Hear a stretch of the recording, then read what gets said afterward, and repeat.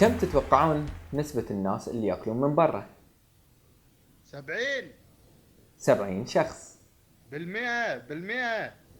70%. ليش؟ لأن مجتمعنا ماخذ صورة أن المرأة لازم تطبخ، اللي هو مو بلازم، كونها تدرس أو تشتغل أو تربي العيال أو تصير فاشينيستا أو تصير ميك اب ارتست أو فليش ما الرجال يشاركها في هاي المهام؟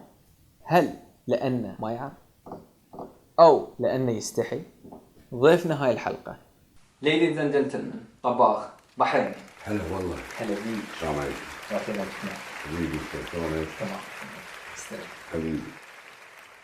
طبعا الكل يعرف عنك باسم طباخ بحريني. اوكي. عرفنا عن نفسك. اول شيء طباخ بحريني ليش؟ طباخ بحريني انا اصلا بغيت اشهر هالاسم اكثر من اسمي لانه مرتبط بالطبخ بنسولف عنه. أوكي. اسمي احمد القاهري. والنعم. ينعم حالك. مواليد 1962. صغير يعني. كيف بالكويت. والنعم.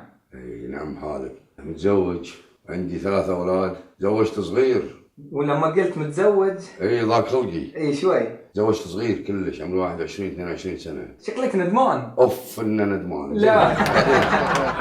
دارس قانون في الاتحاد السوفيتي سابقا في يوكرين 83. 83 انت مو مولود يمكن نص الاودينس مو مولودين. لا 83 انا ما اقول لك ديناصور انا. زين عمر كله حبيبي. تخرجت جيت البحرين. انا كنت ساكن بالكويت رجعت البحرين سنه 90. مهنتي محامي بس احب الطبخ وايد. تحب المحاماه اكثر ولا الطبخ؟ لا الطبخ طبعا. سلام. طبعا وايد اسباب. الطبخ ارت فن. المدام الله يحفظها يمكن بطلقها بسبب هذا. لا تطبخ بالبيت لان هي ما تحب الطبخ. شوف الطبخ اذا ما تحبه لا صدق ياثر على شيء ايجابي او سلبي يعني 100%. شوف اذا مزاجك زين واللي قاعد تطبخ له تحبه طبعا ولد او بنت يعني ما اعرف شلون علميا شنو تفسيره بس هذا واقع. اسال اي واحد يطبخ بحب تشوف الاكله. زين انت ما تتضايق لان انا يعني حتى اذا بطبخ شنو اي شيء سمبل اذا ياخذ وقت خلاص طق شدي ما بياكل. كلامك سليم. اذا انت تطبخ عاده لان انت على الجدر احنا شنو نقول على قولة تساعدون سوري قاطعتك على الاقل ريحه التكه بلاش. اي هذا هو. هذا الحين تشبعت. هذا اللي ياكل تكه يعني تخيله تقول له تعال كل اخر شيء ما هو مستحيل. هو 24 ساعه يسوي تكه. بيروح حق الاوبوزيت ايس كريم. شوف شغله ثانيه مثلا. تعرف لما تمشي سياره يمك مره كبيره في السن شلون تتصرف؟ لا مشي شوي لا باركن لا اكو واحد طلع عليك. يقولون ان النسوان يسوون نفس حركات الريايل في المطبخ. فهمتك. فهل انت كنت تسوي كذي في المطبخ ولا اهلك كانوا يقولون لك مثلا اطلع او ما زلت انا المطبخ من ادش. اوكي. ما بحد يدش ويا المطبخ. انزين قبل هاي كلها خلينا نقول يوم كنت صغير. يوم كنت صغير لا طراقاتي تقدر تدش. بس انا يوم صغير يعني يوم صغير امي وعمي اثنينهم يدشون المطبخ مع بعض. اوكي. احنا لما صغار يعني ما كنا نهتم وايد بس لما تدش يعني صفعتين طراقين فنجر ولا انت برا. لان ندش نبي ناكل. تبي تاكل خصوصا في رمضان. اي دار الزمن لما انا كنت اطبخ لا اكثر يعني مو كفو واحد يدش المطبخ. ترى يا جماعه احنا قبل الشوتينج 2.5 ساعة ل3 ساعات بس قاعدين نسولف. طاقم العمل ويا ضيفنا الحبيب 3 ساعات نسولف. مثلي بقى تحب تسولف؟ لا والله مو ويا الكل. سبب مو لأن أحب أسولف ترى الناس يعرفون إن ما أحب أسولف كلش بس شخصيتك مثل ما قلنا همبل. ترى استانس لما تمدحني. أحرج. لا لعبتي الأحراج. في حسابك الانستغرام حاط قائمة غذاء. هل صار من هواية إلى شغلة؟ الانستغرام بدأ مثل اي واحد هوايه. اول ما بديت ترى احط الصوره بس ولا احط الوصفه ولا شيء. بعدين بدأت شفت لا والله الناس قاعد تتابع بدأوا يقول لك والله حط لنا الطريقه. وها على فكره في ناس هاي لازم اقولها الطريقه لو سمحت. اوكي حطيت طبخه لازم تحط الطريقه. مره حاط شيبس ليز ممكن الطريقه صدقني. قلت لها اختي تروحين البراده تعطينا 50 فلس تقول لي عطني ليز تعطيني ليز تطلينه وتاكلينه. خبز تنور ماخذ من الخباز ممكن الطريقة يعني. الحين أنا تحولت إلى خلينا نقول بزنس. بديت سويت لي منيو 3-4 أكلات اللي هي الشعبية مشابس. أنا غرام من الأكل الشعبي. الحين شغلتك اللي هي وهوايتك بالأحرى هل تحس إنه في المستقبل بيصير روتين وبتتملل منه ولا لحين تستمتع؟ ما اعتقد، لانه خاصه اذا تحولت الى بزنس فيصير ان انت شغله مستانس منها وتقدر تعيش منها. فما بيكون عندك روتين اتصور انه ما بمل. بعدين دائما انا احب، مو انا، اي واحد يعني يبي ما يمل لازم يجدد. في دراسة في عام 2013 اثبتت ان عدد الريايل اللي يطبخون زاد 43%، وعدد البنات اللي يطبخون قل بنسبة 18%. أوكي. شنو الاسباب؟ مو ضد النساء، دائما احسن طباخ ريال، احسن خياط ريال، مكياج ريال. الحين اكيد في اسباب. انا برايي الطبخ ليش الريال؟ بصوره عامه اليوم انت تشوف كم مره تشوف مرة تطبخ وكم مره تشوف ريال، وهذه موجوده فاكت عدل. حتى في العالم العربي، حتى بالعالم العربي اكثر. نبي كومنت ها.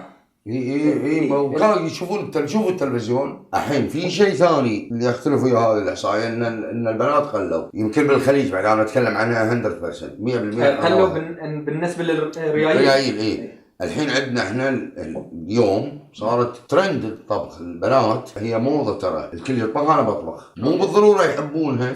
صح ان المهم ترند. اي خلاص الناس كلها تسوي. بعضهم يواصلون، يشوف الهوايه عجبته، بعضهم تحول الى رزق، بس الاغلبيه عقب تروح الموضه تطلع موضه ثانيه. الحين انت في بنيه ما سوت كب كيك، كلهم كب كيك، كم واحده منهم تطورت وسوت الكيك والسويت و على طاري الكب كيك، ما تحس ان هاي الكيك اللي بنص يكون 4 كيس بس حط عليه شيء؟ ما نبي بعد يزعلون 3/4 كذي كيكه واحده اسهل تروح البراده تاخذها. اي والله، ويمكن الطعم اللي يزيدون عليه يمكن يخرب الطعم. لا، واذا سوت لك كب كيك 17,000 صوره سلبي و17 مليون اتصال، يمكن 20 دينار كريدت تحط عشان تقول حق رفيجتها وامها وخالتها وانها ترى اليوم سويت كب كيك. واخر شيء ما تنظف المكان وتطلع. لا هي تنظف، بس هي عموما اليوم الطبخ الكل داش فيه. من بعد مده شوف لما تتغير الهوايه تشوف اللي يتم هو اللي لانه هو بزنس او يحب او يحب الشغله. انت كطباخ لما يصير خاطرك في اكله معينه تطلبها او تطبخها وليش؟ يعتمد. يعني في اكلات مثلا فلافل، انا من عشاق الفلافل وايد صعبه لان تحتاج شغل. انا ما احب الفلافل صدق؟ يلا عندك والله بس صعبه تقول لي الكلام. انا اتعجب انسان ما ياكل فلافل، يعني احسه دراي وما ادري. الفلافل تحتاج شغل. 1 2 وايد صعب اذا انت ما عندك خبره تجيدها. في شغلات ما يصير تسويها انت بالبيت، تيجي تقول لي حلوه بحرينيه بسويها. لا كونك طباخ وعندك طباخ ان شاء الله تكون اللي تكون. أوكي. ما ممكن تصيد حلوه شويطر، انت تسوي يعني الحلوه. يعني الموضوع موضوع خبره وماشينريز اجهزه مرات خاصه الكيك والسويت. خليني اقول لك نكته بعد حلوه هم جمهورك يضحك. الحين انا متزوج 32 سنه، فانت تخيل لو انا قاتلها ليله العرس 25 سنه ما ابدا، كم تطلع 45 48. اوكي شباب وما عندك احد مستانس. في البدايه ليش تتزوج؟ ليش كل هذا؟ هذا السؤال المهم. ليش تتزوج؟ الحين بينطوا لك سنه الحياه. لا تخسر جمهور ترى، خليك انا ابيك تقول لا الزواج بدون دبلوماسيه. لا، الزواج استقرار. زين بعد يعني قلت واحد قال يعني عباره انت ما تقدر تستقر بروحك، ما ادري. لا تحتاج واحده وانت نسلك ليش ينقطع؟ ليش اينشتاين انت عشان خليه ينقطع يعني دراني يقطع شنو؟ احسن عبد الله وعدنان عنده كذي نكته قال يقول لك نسلك لا ينقطع وخليه ينقطع يعني افضل النسل يعني. هل تحس ان الحين المطاعم ميديا مور ذان فود؟ ديبند سم اوف ذم. يقول لك البنات سلبي خصوصا ترى هي راح تصور مو لان شلون رفيجتها تروح وهي ما تروح، فتشوفها يوم ثاني تقط لها 30 دينار. يعني انا بقول شيء الحين ببيعها بعد. اوكي ما دام ابيعها سوشي. انتم وين؟ سوري لا تزعلون، والسوشي وين؟ سوشي اكله شعبيه يابانيه بيور. اوكي انا والله متعلمه ما اكل الا سوشي. ذمتك انت ما سوشي محروق 7 وتخاف سوشي. بس صار لنا الحين برستيج. ايفون 6 ايفون 7 سيلفي. تعقلت ايفون؟ تعقلت ايفون؟ لا قاعد اقول لك لان التصوير كاميراته صح الكاميرا اوكي اليجنت وكاميرا فقط لا ما المهم في شيء زين يعني شيء واحد سيلفي وباكر بتروح الدوام. لازم تقول ترى انا شوف انا اعطيك مثال عشان اوضح أي. هذه المطاعم الشعبيه. هذا المطعم لا عنده لوجو ولا موجو ولا بوجو ولا هوجو، هو قاعد الكلينكس يمه وقلم إيه. ورقة قصها يسرق عليه كتنا دينار دينارين. هذا يبيع اكثر من مليون مطعم كبير. صح. اللي بوصلها لك طبعا انا احب المطاعم الشعبيه، احب الشعبي اوكي. او فرانشايز معروف. يعني انا ريال فاست فود، مطعم مشهور وايد بالعالم، انا غرامي هذا. لحظة، الحين انت تحب الفاست فود؟ هذا المطعم اكلات إيه. فاست فود تحبها؟ هي شلون؟ فرنش بعد ما يصير. يا عزيزي، ما عندك من هالافلام.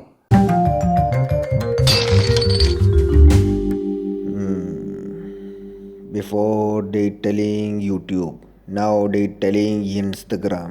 What is this? Yeah, now where shall I go? Instagram. Search. Yaar 9p. Yaar yo. Okay, there it is. Okay. This video. There it is. Okay.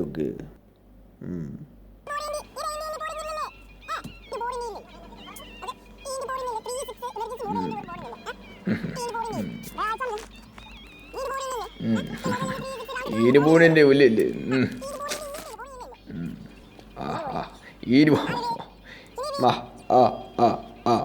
okay, nice, okay. I will like good. ها الحمد اوكي؟ عجيب. الحين كالعادة عمل من اعمال الضيف، عاد شيء في بالك ولا؟ شلون بعد؟ نروح نطبخ، يلا ممكن اوديك نطبخ. بارزة. هي اكيد بارز.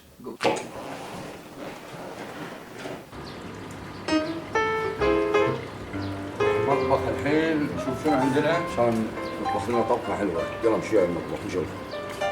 طبعا اليوم بطبخ لكم مكبوس لحم. فعندنا هني يا محمد بهارات، ايش رايك؟ ديزاين هاي انت مساويها؟ شلون بعد؟ وعندك البصل. شنو قاعد تسوي؟ شنو هذا؟ تعال الله يرضى عليك مني. وخر خل هذه روح عند كاميرتك. انا جست كاميرتك. لا. ليش تجي شغله هذا؟ بعد عني 3 متر ونص الله يخليك. شغل. سوي قصتك بصلة. هذا يحد الحلقة. والله آخر. كل أو أغلب الأكلات أساسها البصل لازم ضروري. حط البصل، أنا شي أسوي، حط البصل بدون زيت لعدة أسباب. أول نعم طال عمرك. بساعدك. لو سمحت. ما ساعدك؟ لا ما تساعدني. وخر عميتك خليني أطبخ. ترى حلقتك تخترب. شغل. تعجبني. أنا أستخدم زيت زيتون، لا أحد يقول لي زيت زيتون مو زين. مشكلة زيت الزيتون إنه يتأكسد بسرعة. تخذون لنا ثوم وسكينة في مثل مأكولة ومذمومة. الفلفل الأخضر مهم جدا لأن أكلنا أغلبه من الهند وتركيا، وهذين البلدين يأكلون فلفل وايد. قصصنا القناط. أهم الأشياء الحشيش. الشنو؟ حشيش. البحرينيين يسمون الكزبرة حشيش. لا يروح بالكم بعيد. وأنا أسوي لكم نفس الشفاط. حتى انا اعرف اسوي. تعال سوي هذا فيها. تعال. كمل. عندنا شغلة ثانية، اللومي. يقلل من الملوحة، يعني ما تحط ملح وايد، تحط اللومي ملح. الملح. استغفر الله يا رب، شلون وياك انت؟ ترى مشكلة والله. الحين دراني انا شنو حطيت ملح. اوكي ترى. اختار الطبخة انت بتاكلها ولا محمد؟ محمد لو صاير بعد ما تاكلها. زين يا جماعة، كلنا شفنا طبخة من طباخ بحريني.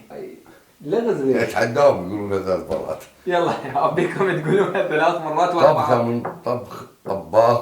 اذا انت مو قادر. طبخة. طبخة من طباخ بحريني. هي ما في ألف الموضوع، طباخ بحريني فقط. انا كل دقيقة اقول له طباخ البحريني، طباخ البحريني، الطباخ البحريني، ما في ألف الموضوع. والحين فقرة طبعا هاي الفقرة ولا يا تروث يا دير، اللي هو تقول الصدق او تتحدى. يقول الصدق صعبة وايد. يعني عندنا شخص بيتحدى لأول مرة. ان شاء الله يزيدهم اللي يتحدون. تختار طاقة، سامحني بقول لك اي شيء بيكون موجود، ما بيكون شيء اوفر بس أوكي. تسوي. خلاص لا تقول له استحي او شيء. لا اشتغل بزالة مجلس افا شيء اوكي يو مو وايد قوي بس اوكي. سوي لنا ستاند اب كوميدي لمدة دقيقة. دن فنان عاد ما ادري الجمهور اللي بيحكم. حكمه. الانستغرام يا شخص في امريكا وما ادري وين قال بسوي انستغرام، اوكي سوي مشكور. هذا صاحبنا لما جاء سوى اعتقد انه هو حق امريكا، اوكي باقي دول العالم، بس ما يدري مسكين ان ربعنا بيصيدونه. تفتح الصبح الانستغرام وردة مزهرية نظارة، قام مسكين هذا صاحبنا طوره سوى اللايف. والله يا جماعة يوم اسود اللي سوى اللايف. والله ان اعرف واحدة تقعد من النوم يمكن قبل لا تغسل وجهها تشيك لايف. البنات هني تعرفون المجتمعات محافظة فما يصير تطلع وجهها، كرمون جوتيها دلاغها ظفرها جزء من خشمها. زين يا بنت الحلال ما انت قادرة تدشين لايف، ترى مو مجبورة. واحد بيقول لي ليش تابع؟ زين لا تابع هذه ولا تابع ام جوتي تكرمون ولا دلاغ ولا اتابع منو يعني بذمتكم انا شكو زوجك معطيك هديه. يا جماعه يا تكلمون هذا بالانستغرام اللي سواه يبنده وشوف له شغله ثانيه، يا انتم تصيرون سيده. زين از يوجوال السوشيال ميديا يا جماعه، اعطوا فولو سبسكرايب كومنت اللي عندكم. يمكن اغلبكم اوريدي تعرفونه، شخص اسمه هين، كلهم طبعا طباخ بحريني. طباخ مو الطباخ، طباخ بحريني. قبل لا ننهي لقائنا هاي من قلب اشكرك. انا اللي شاكر لك صراحه، والله انه استمتعت معاك ومع جمهورك الحلو الجميل. حبيبي لان الحلو للحلوين والحلوين للحلو. جد هاي المقطع بعدين بالهاي بكمل فيها. للحلوين ترى جد والله استانست. لان انت تشوف كل ما كانت القعده بسيطه وحلوه وتطلع من القلب فتصير صدق نفس الاكل بالضبط. احسنت عجبتك لا؟ احسن. Thank you very much for giving me your time. لا تنسون مثل ما قالكم subscribe.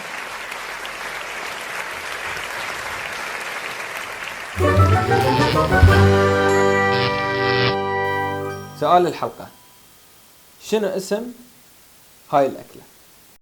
انت تعرف هالسوالف؟ اول ما في غيرها يا لا هذا الشيء الوحيد. إذا عندكم الجواب بليز كتبوا لي في الكومنت. ثانك يو.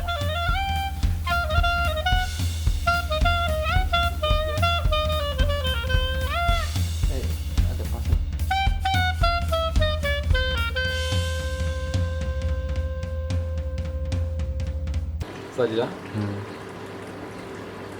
اكشن.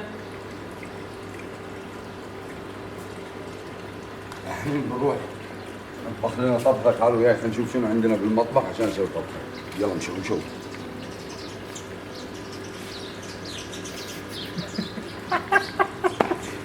لا شيرت انت شوي شيرت لا شوي قلت له